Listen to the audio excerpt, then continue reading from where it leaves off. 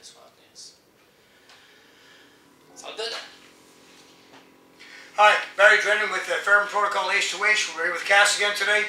We're going to be doing some work with weapon disarming. We're going to be dealing with, of course, a practice gun, and we're also going to be dealing with a short weapon as opposed to a long weapon. The methodology here is pure Fairbairn. We're going to be dealing with one of the most classic ones he does, which is a rear situation, meaning the gun is in the rear of the back, and we disarm from that location.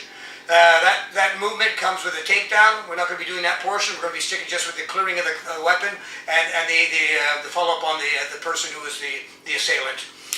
There's some things that we need to know before that, and it's something that bothers me very much when people do videos of disarming. They never talk about it. There's a whole lot of stuff that happens prior to that, and it primarily comes out of the concept of situation awareness. If she's the one who's going to defend herself, if she's not aware, then you have to ask the question, how did the person get there with a knife or a gun or a stick or whatever it is that they're assaulting you with? They don't just pop out of the hair like Star Trek.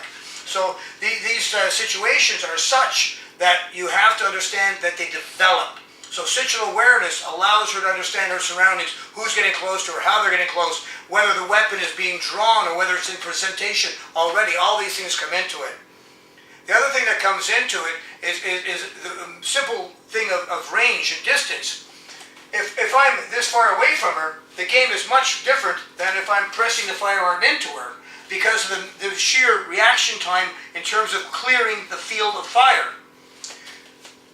A gun, as I explain it to people, is very, very simple. As opposed to a knife that has omnidirections, never gets empty, and all these other things. A gun, it fires, rechambers, fires, and that can be very, very fast. So we're not worried about that. But the only thing it can do is like a magic stick that can just grow incredibly long, incredibly fast with a massive amount of power.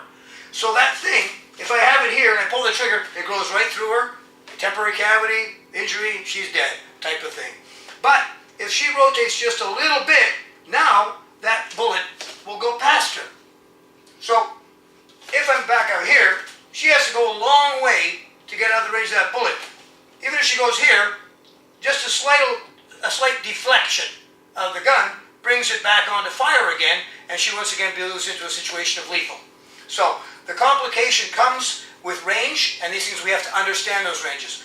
The ideal situation, of course, is when the firearm is pressed on you.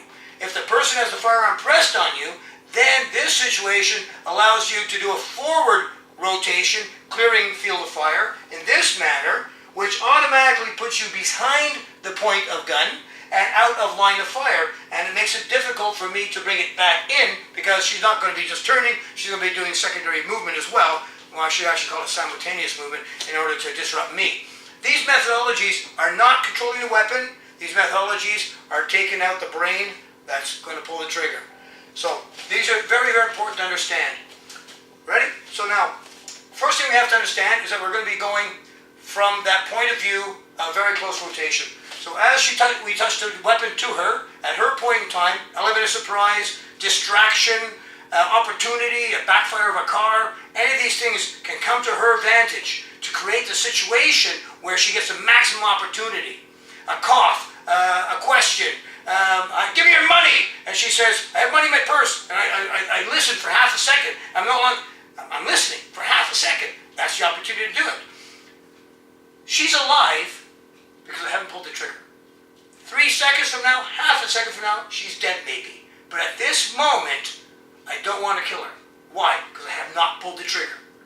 If I want to kill her, I start pulling the trigger, and she's dead, or whatever. The concept being she's shot. So by the mere fact that I have not pulled that trigger, she has a fraction of a second in which to respond.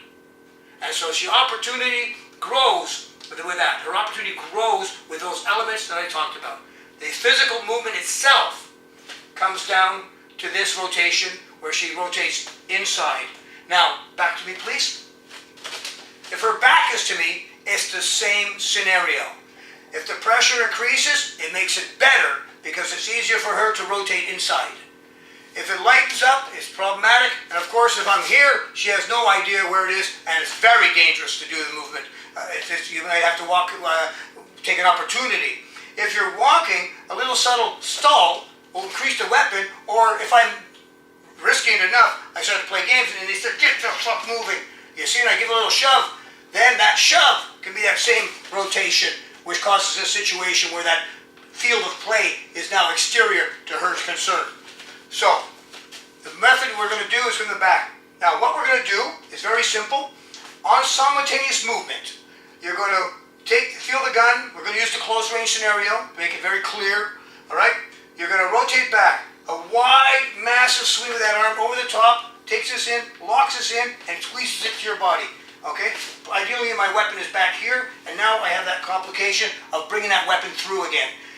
It's very difficult to do something with it now. Problematic. Okay? So, now on this rotation, the rotation starts to come through, right away, up through the center, bang! Knee to the testicles, chin jab to the chin, right away. At that point, that's where the takedown can occur. We continue through with the chin jab. Okay? So, on rotation, she comes in, big movement over the top, steps inside, boom, takes that testicle shot, and the shot to the chin. Doesn't matter if I'm down low with the firearm, rotate over, bring through, and up, boom, that's it. Or if I have it high. The trick here is the range of this motion. This motion creates power by the torque and fulcrum point of where it starts to contact me, and by the fact that wide range, it doesn't matter if I'm taller or shorter or position of the gun. It takes them all into account. But that has to happen, wide range and step back on that big step back there. If you don't step back, the gun stays inside, we can start to get different scenarios. So it's immediate step back combined. If she steps back, but she doesn't do anything, she now allows me secondary opportunity. I can't have secondary opportunity. I cannot give that opportunity to the person with the gun. So when she comes back, her real goal is not the movement to take away my gun. The movement is to knock my head off. You see, that's how the disarm occurs. We don't take the gun away. We take away the brain. So the first thing she does is she moves in, disallows the fire. Then she comes in and strikes through and takes me out of the game. Now, of course, she's not going to do that one thing. If there's more, if I'm still standing, she's going to do other movements, other follow-ups. That'll create my demise. But it's as simple as that. So, inside, go, and around, and that's through the center. That's right. So we look at this in a formula manner.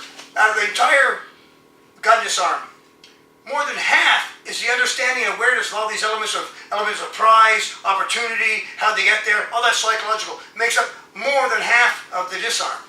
Then this whole motion of rotating in here, okay, takes up another big chunk of what's left. And then finally, the last part of it comes up through this right here, and that section of the technique.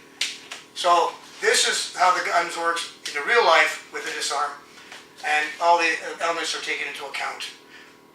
All right? Now, try to run it through one time. Go. That's it. That's it. All right. That's good. That's it. Good. Now, I push. I give her a little bit of a push, and she'll run. That's it. You see? So in movement pitch, you see? That's that concept. As I start to take control of this thing, boom, boom. And it doesn't matter how I'm holding the firearm. Doesn't matter how I'm holding the firearm. Doesn't matter where I'm holding the firearm. At the same token, as long as I start pushing, that technique comes through. And that's the power behind that movement. Thank you very much. Have a great day.